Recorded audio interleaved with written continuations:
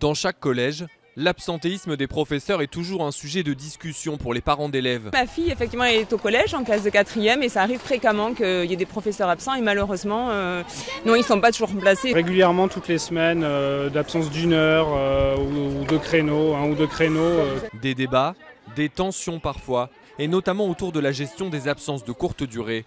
Lorsqu'elles sont inférieures à 15 jours, ce sont les établissements qui doivent trouver des solutions, le plus souvent sans succès selon la Cour des comptes. Seuls 5 à 20% de ces absences seraient bien remplacées.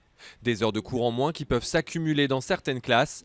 Une cause d'inégalité pour les représentants des parents d'élèves. Les parents sont en colère parce que tout simplement, leurs enfants n'ont pas les heures de cours qui sont prévues. C'est à chaque établissement de pouvoir s'organiser pour pouvoir faire des échanges de services, pour pouvoir éventuellement utiliser les AED, les surveillants. Si les chefs d'établissement ont bien la possibilité de s'adapter, ces remplacements reposent sur la base du volontariat, forcément aléatoire. Une des difficultés du remplacement, c'est la charge de travail des enseignants, qui exécutent déjà plus de 10% de leur temps de service en heures supplémentaires. Il y a des contraintes très fortes d'organisation des emplois du temps. On ne peut pas changer les emplois du temps au dernier moment pour assurer des remplacements. Pour limiter ces absences non remplacées, l'Éducation nationale négocie avec les syndicats des mesures pour améliorer les remplacements entre professeurs.